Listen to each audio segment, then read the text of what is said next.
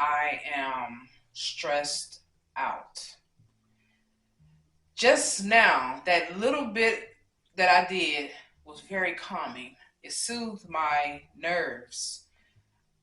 It did. It calmed my nerves down. So that's one of the ways I deal with difficult people. I make sure I have things that I need that I can use when I'm alone in my own timing where I can calm myself down. So I had an interesting conversation with somebody that she's like, uh, I would say like an aunt to me. She's not my aunt, but she's like an aunt to me. She's been knowing me since before I was born, and been in my life since forever. And she called, and I was like, wow. She was asking me some questions about, some individual, whatever in my life, and how I'm dealing with that, and how I dealing with difficult people.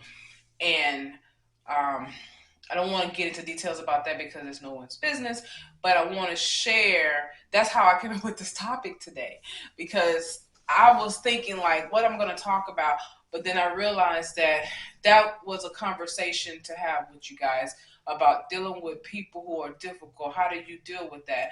Because some people might choose to leave and never return and be around people that they know who are difficult, and they just stay away from them. That's called avoidance. You avoid the person. But then what about if that person is somebody you can't not avoid?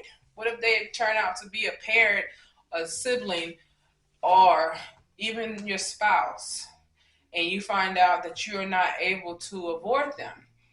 So how do you deal with that person?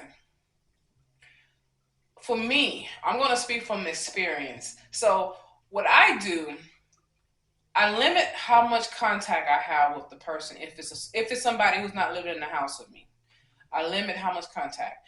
I dictate how much time I spend with them, knowing that if I spend too much time with them, we're going to end up arguing, or they're going to end up getting on my nerves. So I'm going to have to find out a way how much time can I actually give to this person, still spend the time that I need with this person, but not allow them to affect me emotionally or mentally.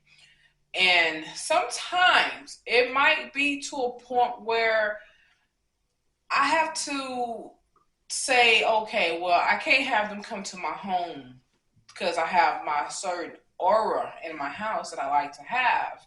And if they come in, it might cause it to break the aura. Like what I'm trying to say is their energy might be negative to a point where now I'm uncomfortable at home because I don't care what no one says, you guys. Spirits are real. Spirits are real. And if you have someone with a bad spirit around you, that spirit will attach itself to you and come off on you. And then, have you ever I'm gonna give you an example how spirits are real and energy shift. Have you ever been in a situation where you was happy, things was good, you was having a great time, and then all of a sudden someone whose energy is low shows up, or they negative and they show up, or you talk to them, and by the time that you're done talking with them or they leave the room, the whole environment has changed. Everybody's energy is different. Your energy is off. You're not happy no more. You're feeling drained. You're feeling uncomfortable. You're feeling like the world just beat itself down on you, and nothing really happened. It's just because that person energy fell off on you. So if you cannot protect yourself from that happening, then that's when the avoidance comes. But then you can't avoid everybody now. Sometimes you cannot avoid a bad situation. You can't avoid people with negative attitudes or whatever. But the same energy that they use to transfer to you, you can also transfer your positive energy to them. You just have to be stronger than they are. You have to be more aggressive than they are with your positivity.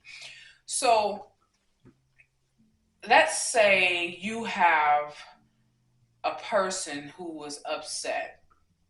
Let's say you're at work or something like that, and this person always have a bad attitude, or they come in and they like, you know what, don't bother me today. I don't feel like being bothered. What do you want? What? You know, all this type of attitude. They, doing all this, whatever. The gesture. Sometimes all it takes to change that person's attitude and their mood is your approach, how you approach them. Instead of approaching them with the same energy, because I have heard people say, well, what you give to me, I'm giving it back to you. You serve me that energy, I'm serving you that same energy. Well, you can't fight fire with fire because it just makes the fire bigger. So what puts out fire? You smother it or you drown it. So one way or another, you're gonna have to use your head in situation instead of your emotions. And the best way to do that is to approach them better than they're approaching you.